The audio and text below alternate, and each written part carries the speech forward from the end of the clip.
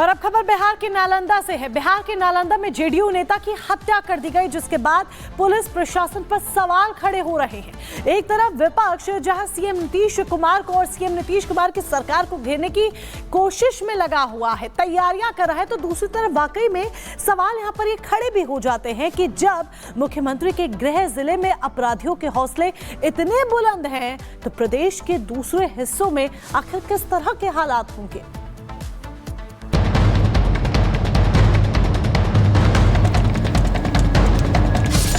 बिहार में अपराधी बेलगाम, कब लगेगी सुशासन की लगाम। नालंदा में जेडीयू नेता की हत्या, विपक्ष के निशाने पर सत्ता।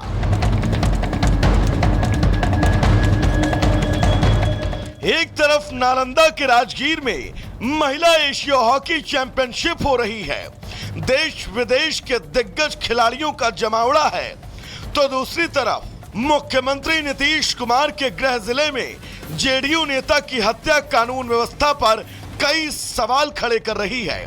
नालंदा में नीतीश के सिपाही सहयांट पंचायत के मुखिया की दिन दहाड़े गोली मारकर हत्या कर दी गई। मृतक कारू तांती जेडीयू के प्रखंड महासचिव थे। हत्या की खबर सामने आते ही पूरे इलाके में सनसनी फैल गई।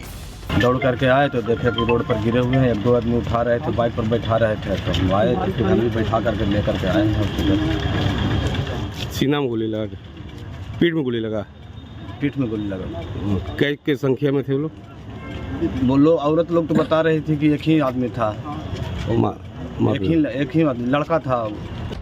गांव के लोगों का कहना है कि एक शख्स कारून ताती को घर से बुला कर ले गया।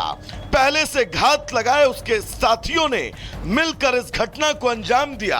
हालांकि गांव वालों का कहना है कि उनका किसी से विवाद नहीं था, हर वर्ग को वो सम्मान करते थे और यही वजह है कि वो दूसरी बार मुखिया चुनकर आए। जिस समय कारून ताती की हत्या हुई उस समय उनके बेटे धर्मेंद्र भी घर पर थे। घटना की सूचना मिली कि उनके पिता को गोली मार दी गई है, जिसके बाद वो आनन फानन में घटना स्थल पर पहुंचे। घटना के बाद से स्थानीय लोग पुलिस की कार्यशैली पर सवाल उठा रहे हैं। जिस इलाके में घटना हुई वहां से करीब 5 किलोमीटर की दूरी पर ही अंतर्राष्ट्रीय हॉकी खेल हो रहा है। इसको लेकर थाना प्रभारी यहां ड्यूटी पर मौजूद थे। घटना का कारण अभी स्पष्ट नहीं है। पुलिस हर एंगल से इस मामले की जांच कर रही है। पुलिस का दावा है कि जल्द ही मामले में खुलासा होगा, लेकिन इस गोलीकांड को लेकर विपक्ष निश्चित ही नीतीश सरकार से कड़े सवाल करेगा और ये पूछा जाएगा कि जब सीएम के गृह जनपद में उनके ही पार्टी के नेता सुरक्षित नहीं हैं, तो आखिर आम जनता की सुरक्षा की गारंटी कौन लेगा। Bureau report, Republic Bharat.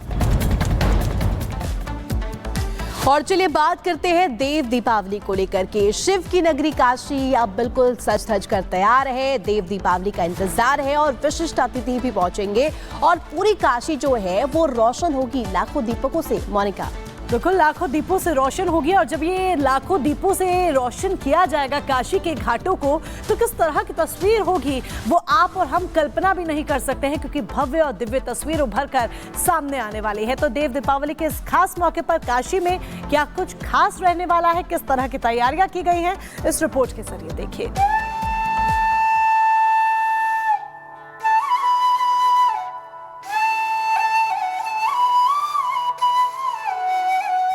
देव दीपावली को लेकर बनारस तैयार है। काशी अपने दिव्य रूप में दिखने लगी है। मंदिर मंदिर, घाट घाट, चौक चौराहों तक काशी जगमग होने वाली है। शिव की काशी, जहां शिव और शव दोनों का परस्पर संगम होता है, वो दीपों से जगमगाने के लिए तैयार है।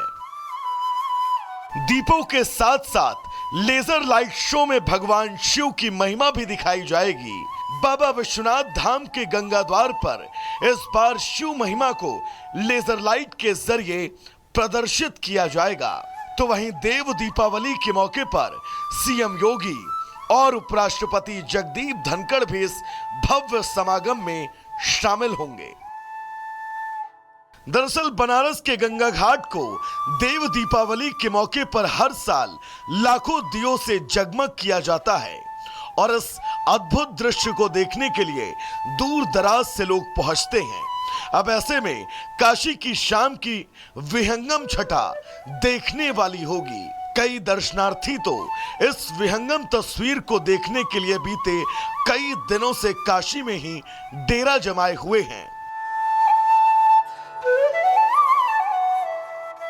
तो काशी तैयार है देव दीपावली मनाने के लिए। घाट रोशनी से सराबोर होने लगे हैं और आज की शाम काशी का नजारा किसी स्वर्ग से कम सुंदर नहीं रहने वाला है। Bureau report, Republic Bharat.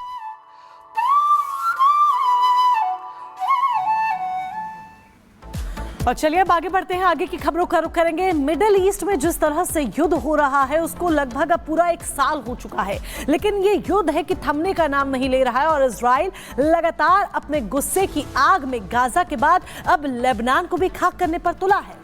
बिल्कुल, गाजा के बाद अब लेबनान को भी खाक करने पर तुला है। ये हम लगातार इसलिए कह रहे हैं क्योंकि देखिए 7 फ्रंट्स पर इस वक्त जो है इजराइल अपनी लड़ाई लड़ रहा है, जंग लड़ रहा है।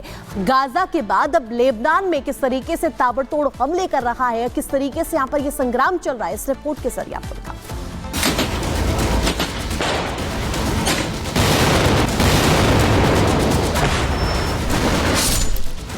गाजा की लड़ाई में तबाह लेबनान। गाजा से बेरूत तक घमासान। इजराइल ने गाजा को तबाह कर दिया है और लेबनान में वो अपने गुस्से की आग को गोले बनाकर लगातार बरसा रहा है। गाजा में तो हमास के ठिकाने उसकी खुफिया सुरंगें पूरी तरह नेस्तनाबूद हो चुकी है, लेकिन इजराइल हमास की मदद करने वालों को किसी भी हाल में बख्शने के मूड में नहीं है। गुरुवार को इजराइल ने बेरूत के हवाई अड्डे पर भीषण बमबारी